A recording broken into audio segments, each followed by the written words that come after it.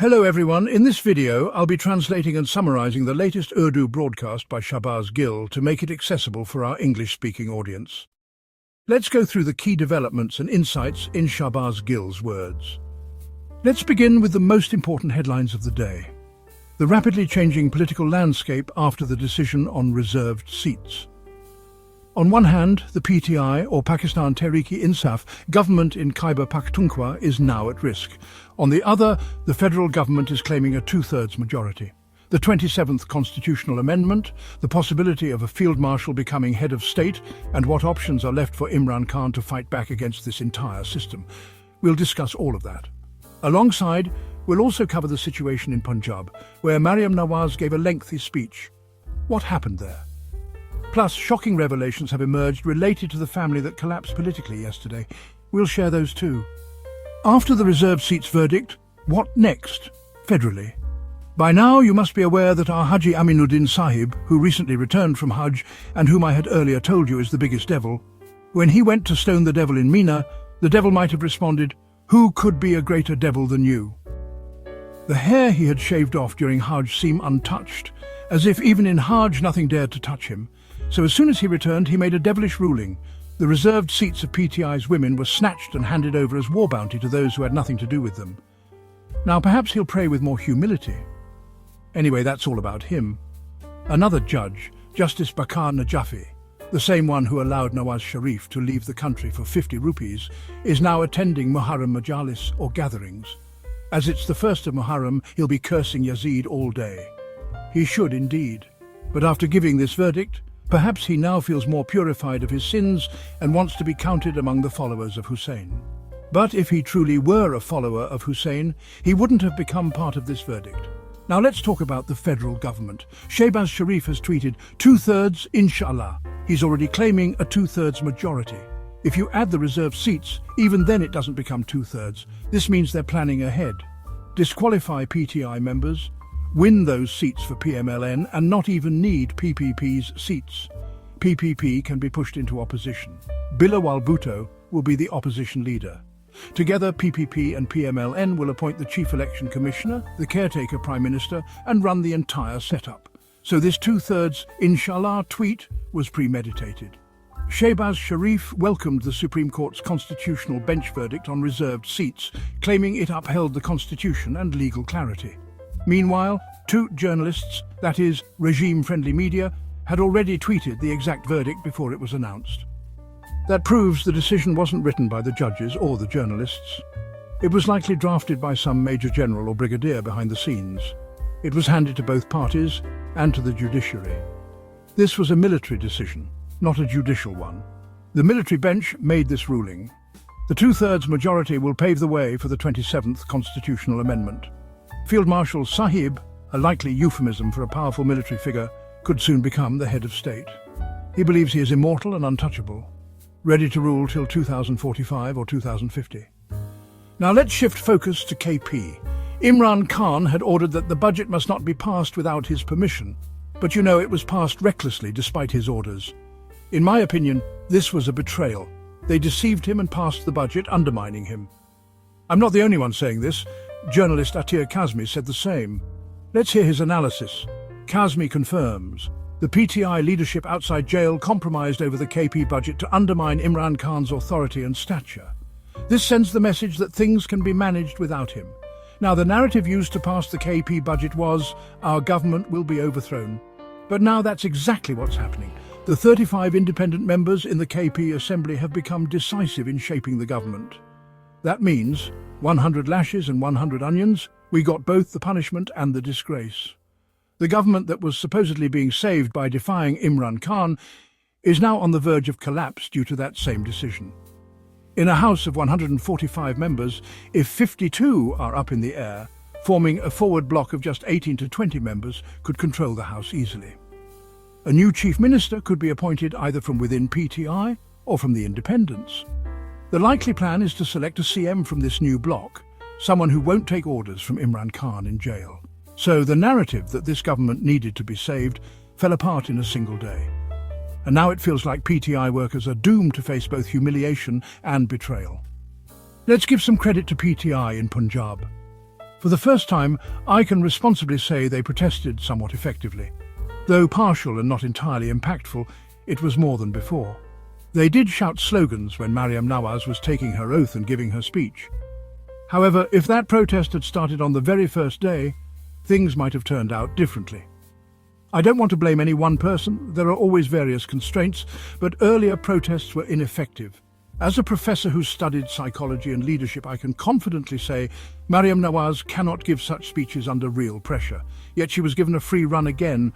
Her speech should not have been allowed to proceed uninterrupted. Now look at this video.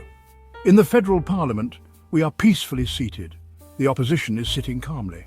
Shahbaz Sharif is shaking hands with PTI members like Gohar Khan and Asad Kaiser. Everyone's acting civil, unlike Imran Khan, who didn't even shake hands with opponents. Imran Khan was always accused of being undemocratic. We're democratic apparently, yet look at the body language of the protest. Judge it honestly, is this a genuine protest or just for show? I believe it's symbolic, not passionate or disruptive. I'm not saying it was a scripted understanding that we'll protest first, then you pass the budget, but the sequence of events suggests that. Protests happened, speeches continued, and the budget was passed without real resistance.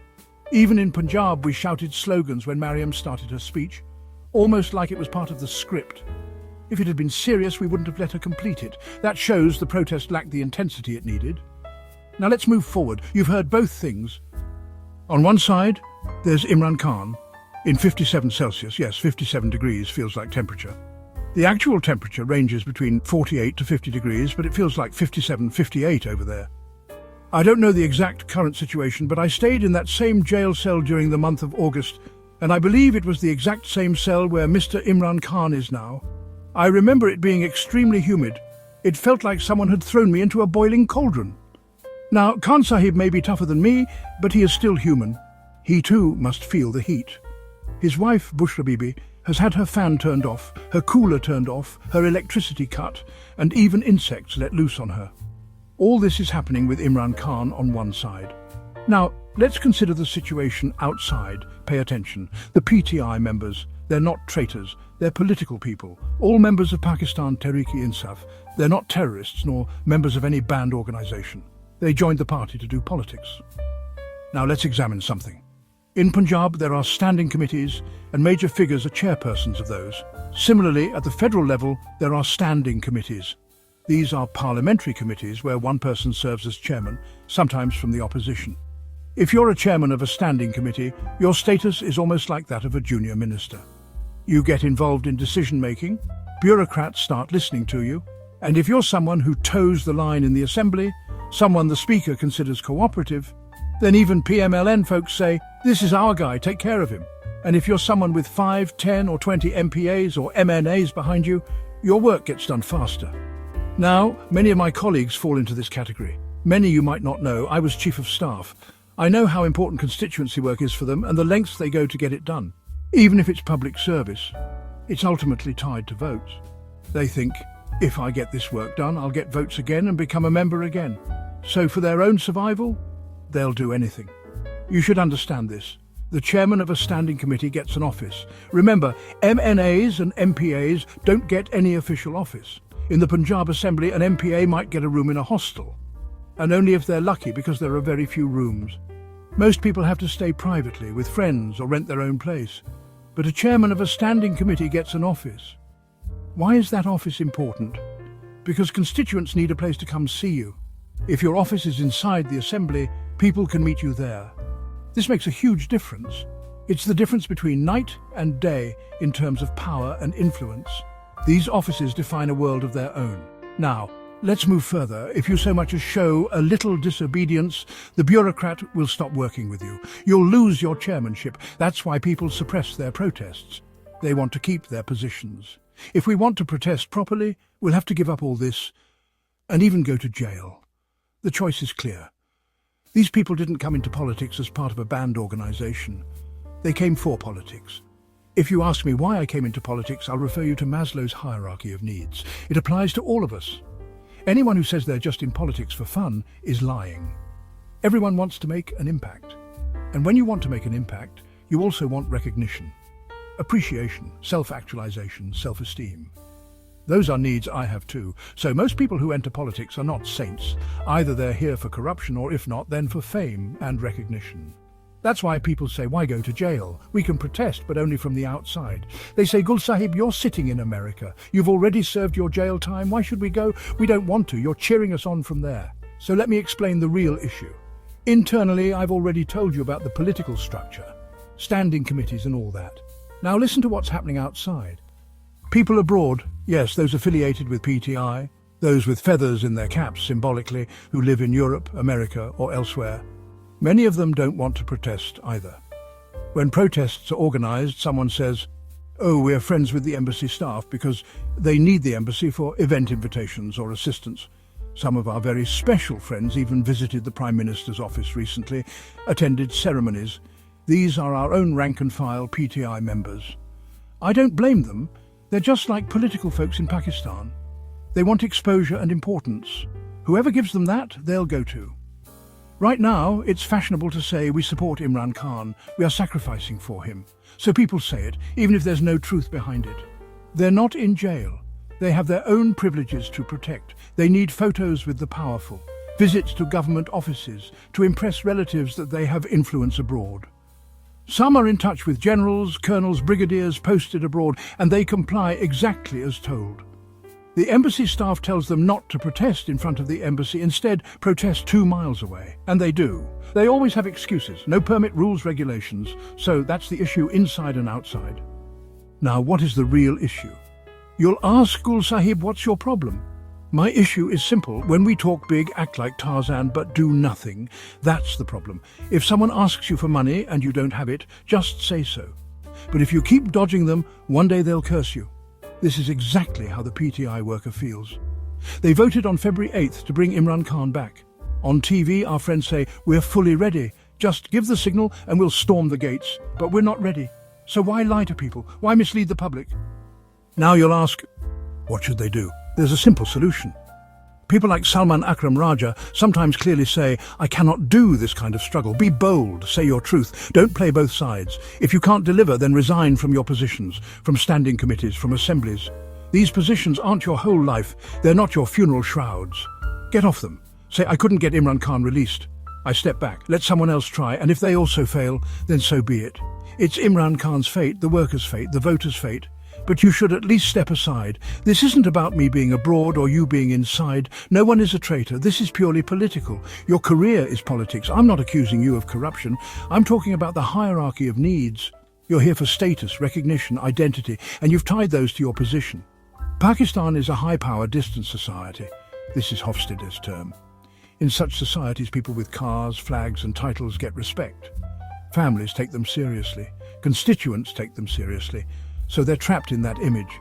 Now you've been given a chance. Take it. Will they? If they could, they would have done it a year ago, but they won't. Instead, they'll keep saying, look, we protested this much today, that much yesterday. Talk to MPAs. They'll say, Gul Sahib, we've gone above and beyond for Khan. Talk to MNAs. They'll say the same. What is a politician, after all? A good marketer. When we teach marketing in universities, we say a product can be tangible, like a phone, or intangible, like an idea. A political concept is also a product. Politicians are expert salespeople. They know how to present their product beautifully, no matter the reality. They'll keep telling you how much they're doing, and why it's not their fault that Khan is still in jail.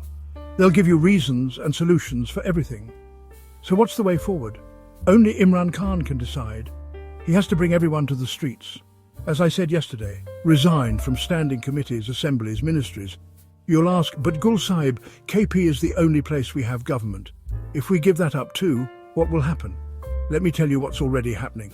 In KP, there are 18 to 20 hours of electricity outages. There were floods recently. The situation is terrible. And who is being blamed? Imran Khan. Not me, not anyone else. In KP, we can't even transfer DPOs or DCs. Our own people are facing governance challenges, everyone knows it. And Imran Khan is the one paying the price. Imran Khan, his wife, his sisters, his family, they're suffering. So what is the benefit to him if 4 of you stay out of jail and live in comfort? If the KP government remains or falls, what difference does it make to Khan's health? None.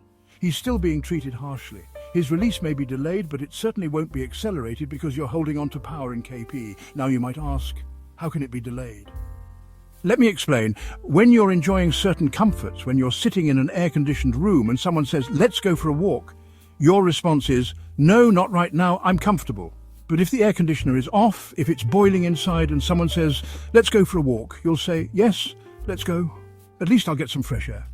So, Khan Sahib, turn off the AC. This is the message I plan to send him in the next day or two. He's my leader. Whether he listens to me or not is up to him. But he needs to turn off the air conditioning. Force them to come out. Make them feel what you're feeling. Of course, they can't fully be like you. Your suffering is on another level, but at least get them out of this comfort zone, this lavish lifestyle they're enjoying, the metaphorical Lodjan Mujan La'ai Rakian Sunyan. They've kept the comforts flowing, oh lovely ones. This has become a background song. We're all singing along to this track, while you're suffering alone inside. Khan Sahib, you need to shut this music off. Once you do, all these little joys, which may not seem like much to you, but mean the world to them, will stop. And only then will anything move forward. Nothing will happen without that. Now, let's move to the next topic. A recent viral clip from the DG ISPR, Director General of Inter-Services Public Relations. What did he say? Listen to his words. Please do not involve the Pakistan Army in politics. We are not here to talk to political parties. We deal with the government of Pakistan, composed as per the Constitution. You've heard that. He said, we have no involvement in politics. Now let's listen to their Army Chief General Bajwa. What did he say? In my view, the biggest reason for Pakistan's problems is the military's interference in politics for the last 70 years, which is unconstitutional. Therefore, in February last year, the Army decided after much deliberation that it will no longer interfere in political matters. I assure you that we are strictly adhering to this commitment. You heard it, he admitted. We've been interfering for 70 years, but now we won't anymore. When Bajwa made this speech, he was actively involved in politics, not just in Pakistan, but also in global politics. In Russia, the United States, everywhere. Domestically, he was toppling governments, overseeing horse trading, brokering deals, and now everything is out in the open. Even Khawaja Asif and others have confirmed that the main broker behind regime change was General Bajwa, all for his extension. So, on one hand, they say we're not in politics. But on the other hand, just look at the reality, now moving forward. The next story is about Field Marshal Syed Asim Munir Sahib. He visited the Civil Services Academy and met with officers of the 52nd Common Training Programme. During his address, he told the young officers to uphold integrity, professionalism and patriotism. Beautiful words from the Field Marshal. Uphold the highest standards of integrity, professional excellence and patriotism. Make service to the nation your top priority. When I heard this, I really thought about it. I asked myself, is stealing Form 45s and replacing them with fake Form 47s an act of integrity, professionalism or patriotism? Does it fall under making service to the nation your top priority? Then I thought, throwing innocent people like Zil Shah in jail, killing innocent citizens, destroying people's homes, violating the sanctity of privacy, snatching nomination papers, forcing people to switch loyalties, kidnapping them for coerced statements. Which of these actions demonstrate integrity, professionalism, patriotism, or public service? These young civil servants, these new hatchlings, are surely observing their seniors, the chief secretaries, IGs and others. They're learning from them. And what are they learning? They're learning that this is what it means to serve with integrity. This is what professionalism and patriotism look like. They're learning that service to the nation means obeying those in power, regardless of the law or ethics. So the path is clear. The objectives are clear. And I believe these new officers will walk the same path, and perhaps even surpass their predecessors in success. That wraps up our translation of Shahbaz Gill's video. I hope this English version helped you understand his message better. Please like, share and subscribe to Awami Lens to help our community grow. Don't forget to leave a comment below and let me know what you thought of this effort.